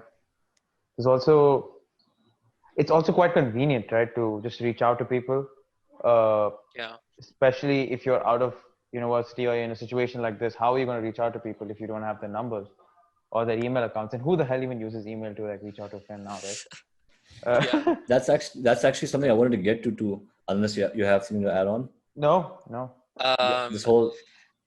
I just want to say, like, yeah, of course it's easier. Like, I think nowadays as a generation, a lot of us don't even like talking on the phone, you know? I love Like, it. I'm telling you, I I'm a personally, boomer, man. People like you're attacking me on this podcast. You make me like a boomer right now. look, I personally have my own reasons, which I'm more than happy to disclose, which is the fact that, and I just have like trouble understanding people if I don't see their faces. And this is not just, on the phone, but like even when I watch shows, like I need subtitles unless it's my native tongue. Like I could watch a show without subtitles and I will understand mostly everything, but I don't know why subtitles just help me, with that. And at the same thing, like on the phone, I really hate asking people like, can you repeat that? I have this, like social anxiety. Like I don't want to tell them repeat that. So on WhatsApp or texting, you're like, you have it, like it's archived. You can just read it again as many times as you want, or on a voice note, you can just listen to that as many times as you want. So it's missing out. It's feeling like, you're gonna be behind the times, basically. Like there's gonna be new things happening and you're just gonna be like living under a rock. Maybe you don't care and then you might quit social media. But if you do care, like let's say you care about the music scene, you care about movies, you care about those things, and you might not want to miss out. But I think in general, if you have a specific thing you don't want to miss out, then just follow that. Don't follow everything else that comes with it. Like you don't want to miss out on the memes? Perfect. Just follow the meme pages. Don't follow, the other stuff like the politics or whatever. I really should, work on my own advice. Faiz, you mentioned that it becomes easier to reach out to someone, right, when they're on social media. But just something that confuses me, and I want to discuss with both of you, like because of how connected things are, right? If I give you a hypothetical situation where let's say you talk to someone in person once or twice, and you try looking this person up on social media, and you realize they're not on social media, they're not on any social media. Does that come across as a red flag to either of you? Not at all. I respect them. If they're on social media, I'm like, okay, this is a cool dude. I'm going to reach out. I'm going to find out where they are. Yeah, I respect them too. But here's the thing. Yeah. When I was going to come, like, because at that point, after the 3-year quitting of social media, I was because it was such a healthy decision. I was convinced that the only reason why I didn't delete it is because we have that group on Facebook, right? The university. I'm like, maybe I might need this group. I know. Apply for jobs. Oh. Okay. But then, so I'm like, oh, I'll keep my thing. But once I graduate, I'm deleting my social media. So, which I didn't do because of the reasons I mentioned. But I started thinking about the whole situation. Like, what if I'm a guy who is not on social media? And the whole thing, like, will it be easy for people to reach out to me? And that whole debate started coming to my head, like, because everything is so connected, right? I feel like if a person really wants to get in touch with you, they'll find a way. Even if you're not on social media somehow, because they're like, okay, well, I met this guy at this place and I know this other person. And I guess that's how it just works. What do you guys think? See, the thing is, because of the amount of people that are on social media, if there's just one guy like you or me in a group, that's the only person not on social media, for that person to reach out to you, they must have really enjoyed your company. They must have really liked you, because here there are all of these people that they can reach out to so easily. So for them to choose you, single you out, realizing you're not on social media, and put in the effort and time to reach out to you, they must have really liked you. And in a way, that might be a good thing, because you're like, okay, the only people that are gonna reach out to me are people who genuinely like me. But it also creates this unnecessary obstacle. But at the same time, I think it's more nuanced, because okay, you're not on social media, but you probably have WhatsApp, right? You probably have a phone that people can text you, iMessage or whatever. So it's kind of impossible not to be on social media, honestly. At least if you consider WhatsApp to be social media, or texting, let's say. If you consider that to be social media, then it's practically impossible not to be on social media. It works two ways, I feel.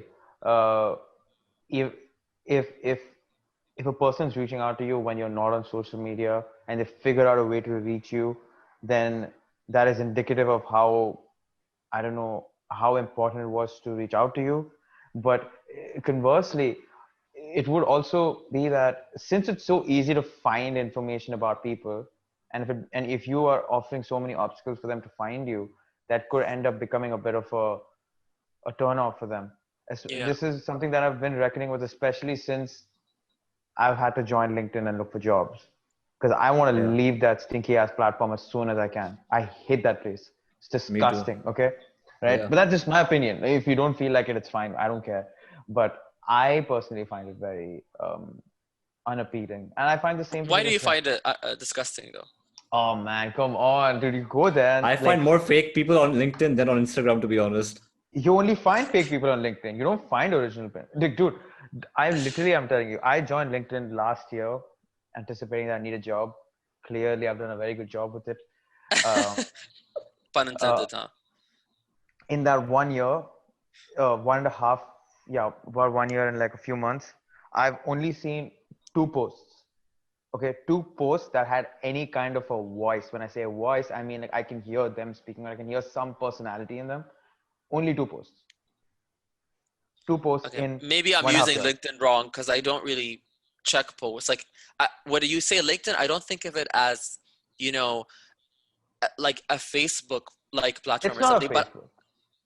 but I do like see where you're coming from. Like, I've seen these post thingies, but you know, I never saw them really that much. But I've seen like mostly girls complain about it on Twitter, that these weird men are flirting with them. I'm like, that's weird. I never thought of LinkedIn as On a place to LinkedIn? That happens on yeah. LinkedIn. Oof, Yeah, like oof, men reach out I to did not girls know and they're that. like, oh, yo, what's your number and stuff.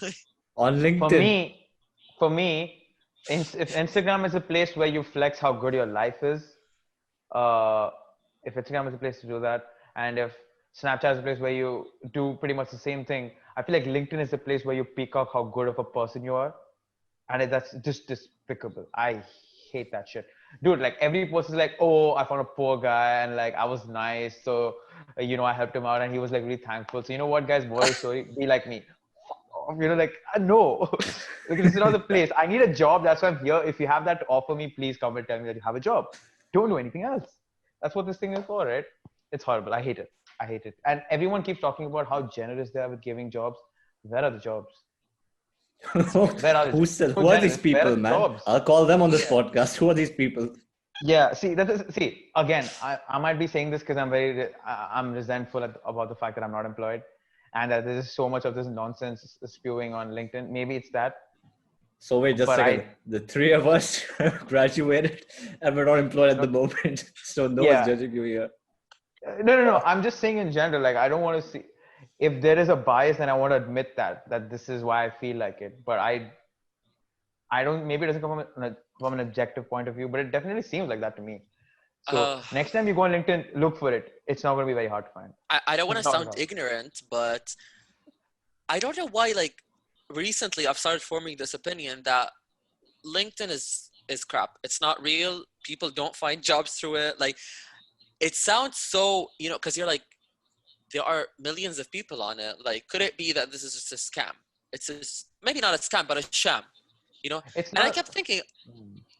I No, go feel ahead. Go like ahead. it is, because I I really have a better chance at getting a job through, actual contacts, you know, Yeah. like actual connections that I have in real life than on LinkedIn. Like I've just found that to be true. Like I haven't gotten a job yet, but I almost got a job like a few times through actual people that I know, never Yeah. through LinkedIn. Like the only time I applied for something on LinkedIn was this guy, and I think the company was in Dubai, but he was situated in India or something, and they needed a Python programmer.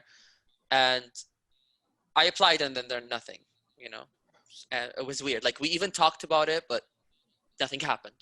So, believe honestly. Okay, so for LinkedIn, this is how I understand that it should be used. Okay, so I personally wasn't a very active student until my last semester, so it was already too late for me to get a good job, right? I had to start from the ground up. The thing about LinkedIn is it's very much like capitalist society, where if you had already had good contacts, then it's going to provide a very fertile ground for you.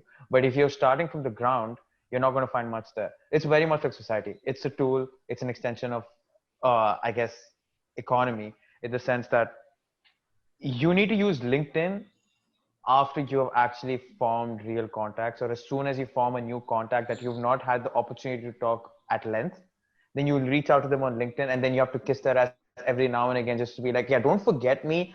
I might need you in the future, or you might need me in the future. And that's what it really is about. It's not about forming the connection online as opposed to maintaining them online. And that's what LinkedIn's about. I think that's what I've understood. But the thing is, I suck at networking because first I just graduated, COVID, so it's like a pointless platform for me. We have three more questions, and we can just get through these questions and call it, because I know people are Power through listening like them. a drag. We have power through them, and three more questions. Okay. So we all agreed that maybe quitting social media altogether is not necessarily the best idea, especially right now with the whole COVID situation.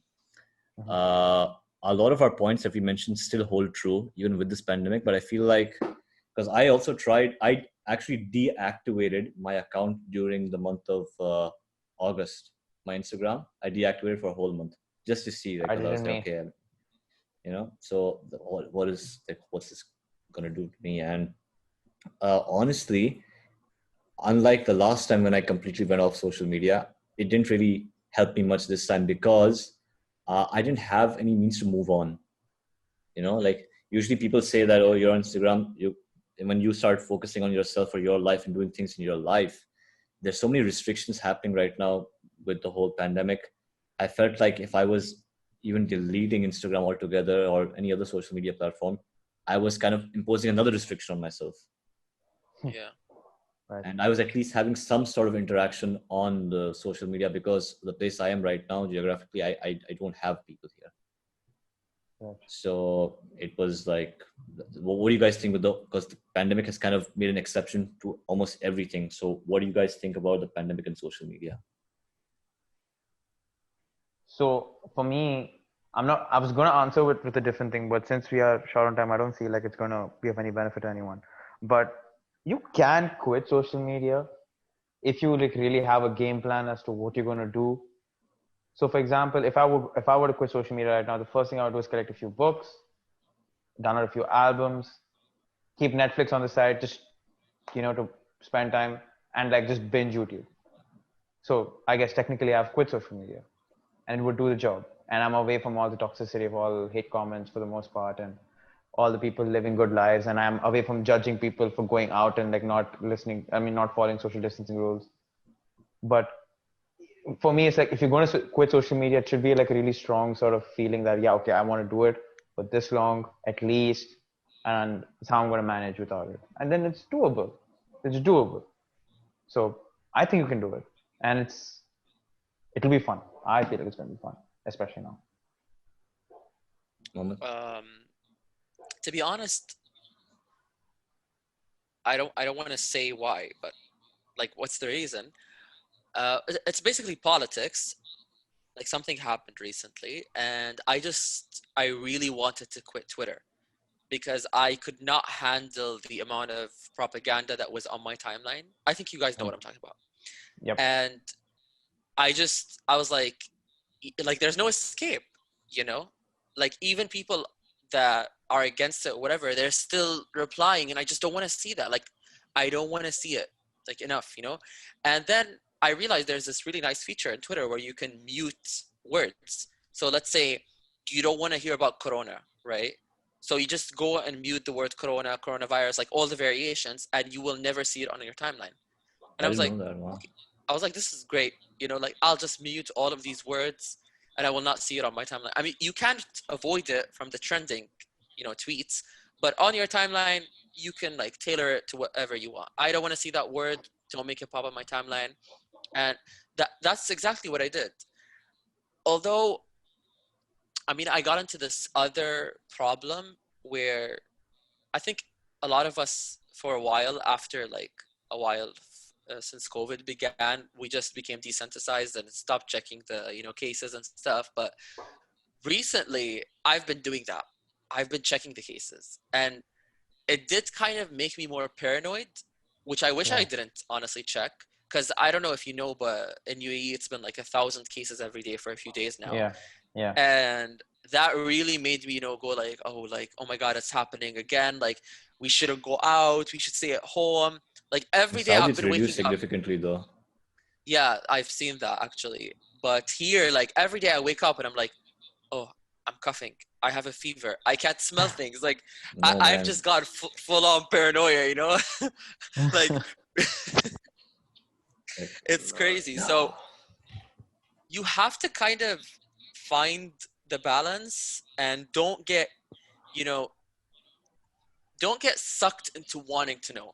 Because, you know, as cliche as it sounds, but curiosity killed the cat, Very much you so. know?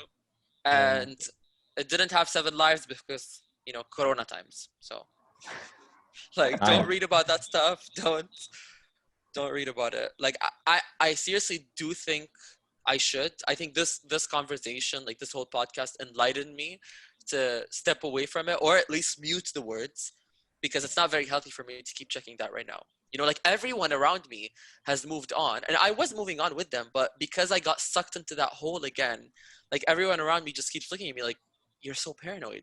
And I'm like, no, you've seen this person, you've gone out, you've gone to this restaurant, and everyone is like, dude, like everyone is living normally, you know, just wear a face mask. So I think depends on what you're going through, you know. I think what Faiz said is very good, because either way, you're wasting your time, right? So why not waste your time doing something useful? If you're reading a book, it's entertainment that's not just gonna, you know, entertain you, but it's gonna enrich your vocabulary, enrich your literary, I don't know, skills, your attention span, you know?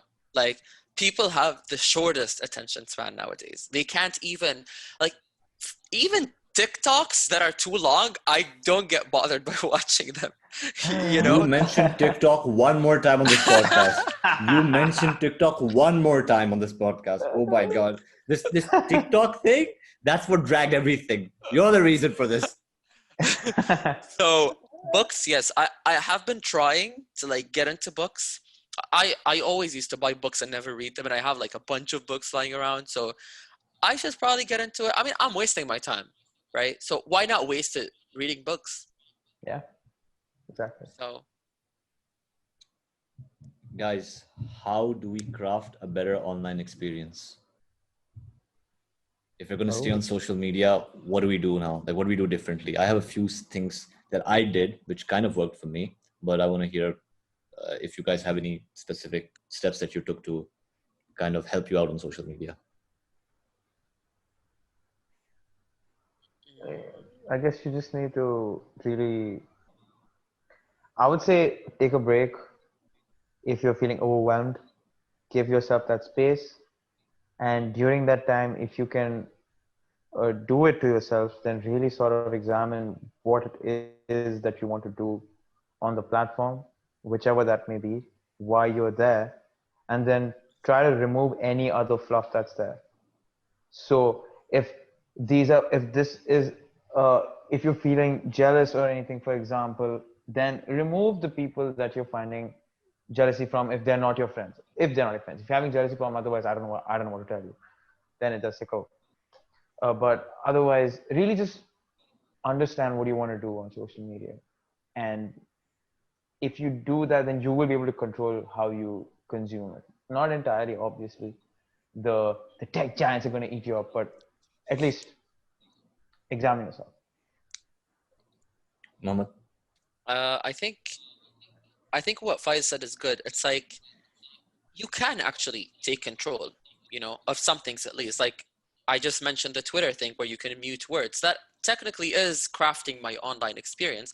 Maybe you can't do it on every website, but the control aspect is very important. And I think don't get stuck or fixated in one thing. Like let's say, and not just on social media, but in life. Like let's say you're doing this podcast thing, right? And pick up some, weird hobby, let's say on Instagram or something. Like let's say you get interested in watching, a guy's feed who goes hiking, or a pimple popper, or plastic surgery, or whatever, something that is very, specialized and genuinely entertaining towards you or to you, A pimple popper So- is interesting to you? This is what happens when No, you go no, on I'm TikTok. not. You find people who No. pop pimples and then it No, brainwashes no. you. This I'm is not saying. you're treating this as your personal therapy session, and I don't like it. I don't like you bringing up TikTok. don't No. pop pimples, okay? It's not good for your skin. No. I'm Don't not. pop, I'm please not don't. saying. I'm not saying pick up on that, but I'm just saying, like, I personally follow, like, I don't know if you guys know this YouTuber called Chubby EMU. I don't. I mean, if you're a hypochondriac, I do not advise you to watch it. But he's basically like this ER guy who describes actual emergency cases. Oh, no. He's like, and it's the most entertaining thing. Like the titles would be something like, a guy ate sushi from a gas station. This is how his brain fried or something, or this is how his organs shut down. So it's like, That's how entertaining did to that you, happen? watching people's organs shut down. What kind of masochistic, sadistic person No, are That you? dude. we're learning so much things about Muhammad. I got No, back no, into no. Yeah, not looking about into social court media. cases and how. Look. I'm just interested in medicine. Like I like learning about biology. So this guy shows Then you find like a what's cure, happening. damn it! If you like biology so much, find a cure. Oh god. Yeah. So definitely do filter the content you watch, right? Because I mean, look, on YouTube, I'm kind of stuck because I have so many subscriptions. I'm like, I'm really not in the mood to filter them out. Like, there are just way too many. So I'm not going to go through each one of them and be like, oh, I've never seen this for like 5 years. Let me just unsubscribe. But in some other stuff, just take control of it. Like unfollow what you really don't want to see. Oh yeah, Yeah. basic So- stuff. Yeah, basic stuff. Yeah, Quick, it's all quick about fire. decluttering and Quick stuff. fire. If you haven't used an application, like if you don't use an application that often, delete it. So if like Twitter isn't doing anything for you, delete it. And by that I mean if you're just there simply because you have absolutely nothing to do, delete the app. Don't download it again. Put your notifications off. Makes a world of a difference. Honestly, WhatsApp, Twitter, Instagram, whatever, all the applications, notifications off. You will reduce your screen usage by like half. Trust me. Yeah, So, yeah. that's That like is basic. very true. Yeah, all about decluttering, I guess, because even when it comes, like I watch these two YouTubers, I don't know if you know them, Matt Devila, I guess the last name, Matt and Diavella, yes. Diavela and Nathaniel Nathaniel Drew, right? So they made a couple of videos on this too, and I kind of Yeah. agree with some of the strategies they mentioned, which is that you're decluttering your feed, right? If you're following a particular person or celebrities or whatnot, they're kind of making you feel insecure, let go of them.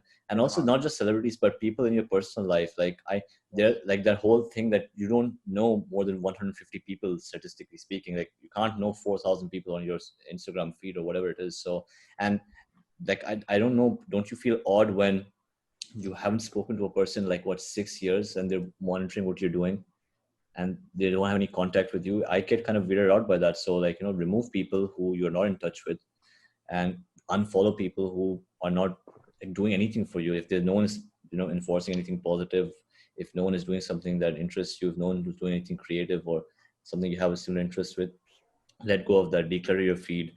Delete the application, like Faiz said. If you're not using it at all, don't deactivate it yet. Delete it, see how that makes you feel, and if you don't miss it at all, then deactivate it. And what else can you do? Yeah, just those two things. The notifications, deleting, reassessing who you follow and who's following you. I think that you'll see a significant difference if you do those 3 things.